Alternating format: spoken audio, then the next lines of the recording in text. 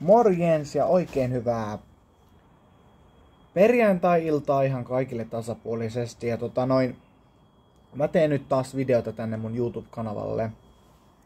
Joten nyt puhutaan siitä, mitä oikeuksia ihmisillä on.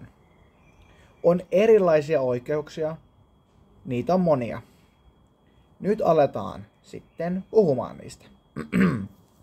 Joten kehitysvammaisella ihmisellä on oikeus omaan elämään, on oikeus päättää minne muuttaa ja on oikeus päättää, että onko suhteessa vai ei. Joten, jos on lievästi kehitysvammainen, niin älkää please moittiko niitä ihmisiä, joilla on vamma. Joku CP-vamma tai joku muu kehitysvamma. Koska ne ei voi sille yhtään mitään, että ne syntyy joko kehitysvammaisena, CP-vammaisena tai sokeana tai kuurona. Ne ei voi sille yhtään mitään, että ne syntyy maailmaan kuurona, sokeana tai CP-vammaisena tai kehitysvammaisena. Joten muistakaa tämä. Oottakaa hetki.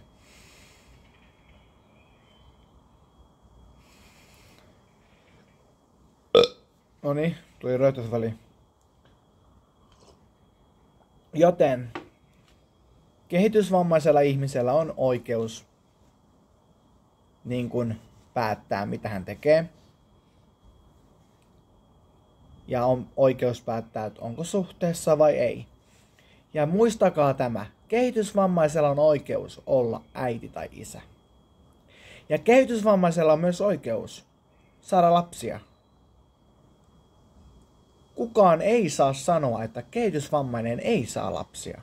Kyllä saa. Kehitysvammainen tai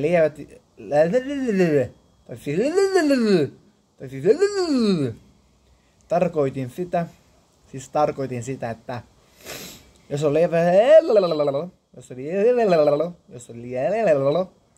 on lievästi kehitysvammainen tai on kehitysvammainen ihminen, niin sillä on oikeus olla äiti tai isä.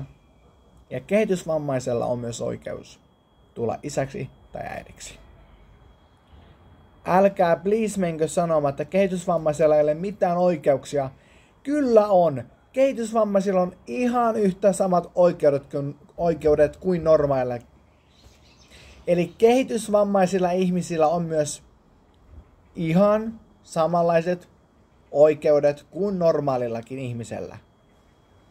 Niin, ja voin sanoa, että kukaan ei ole täydellinen ja kukaan ei ole seppä syntyessään. Mä olen huomannut, että tuolla kadulla joka ikinen, joka näkee joko lievästi kehitysvammaisen tai vammaisen ihmisen. Mä olen huomannut sen, että niitä pilkataan ihan sen takia, koska niillä on joko kehitysvamma tai lievästi kehitysvamma. Jos olet kehitysvammainen tai lievästi, niin sillä tavalla ihmisiä arvostetaan, kun aletaan kehumaan ihmisiä. Ei moittimaan eikä millään muullakaan tavalla niin kuin näin. Joten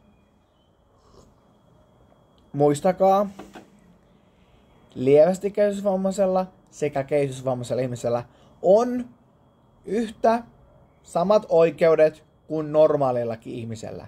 Eli älä missään nimessä ala haukkumaan kehitysvammasta.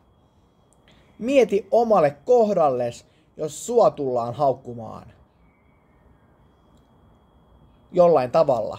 Niin mieti omalle kohdalles, että miltä tuntuu, jos sua tullaan haukkumaan. Vaikka jonkun vammauden takia tai jonkun muun takia. Joten mä sanon tämän vielä kerran.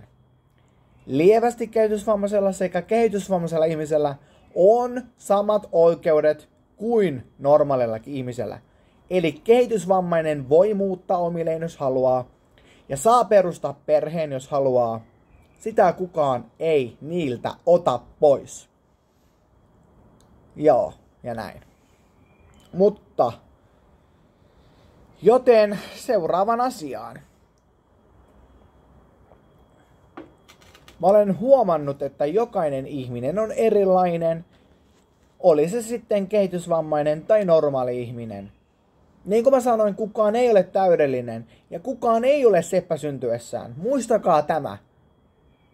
Muistakaa, hyvät ihmiset, tämä. Kehitysvammaisella on oikeudet, niin kuin normaalillakin ihmisellä on oikeudet. Kehitysvammaisillekin pätee samat oikeudet kuin normaalillekin ihmiselle.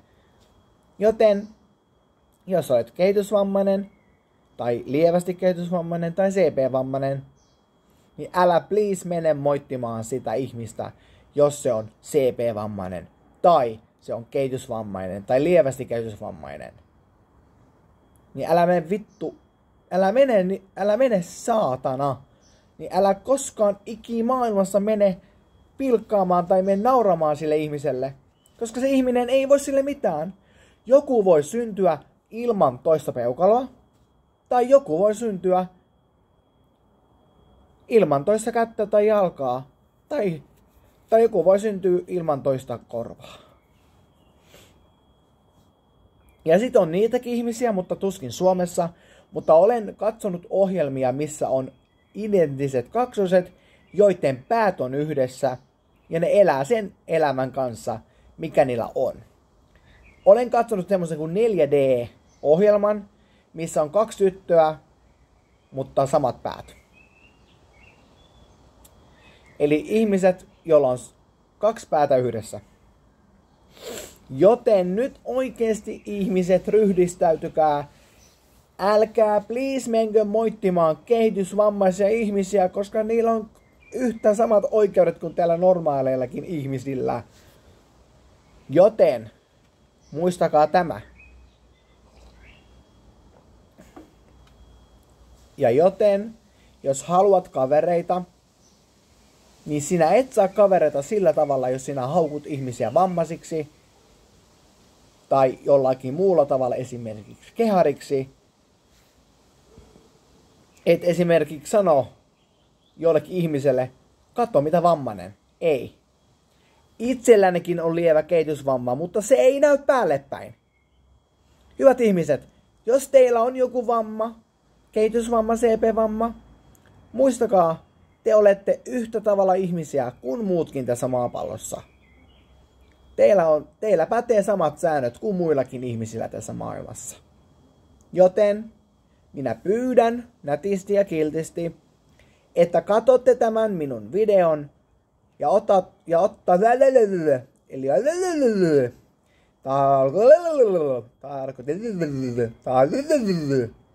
tarkoitin sitä, että katsokaa tämä video ja tykätkää tästä videosta ja tilatkaa mun kanava ja laittakaa kommenttia alas, että millaisia videoita te haluatte minä teen. Eli kommentti alas, että minkälaisia videoita minä teen. Ja muistakaa, vain fiksut kommentit on sallittuja. Ei mitään tyhmiä kommentteja, eikä mitään älyttömyyksiä. Vain fiksut kommentit on sallittuja.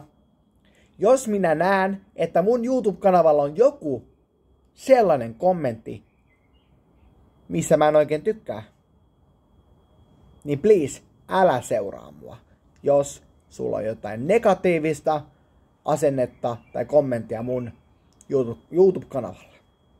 Joten, ei muuta kuin nähdään seuraavassa videossa. Eli se on moikka moi, nähdään taas. Heh.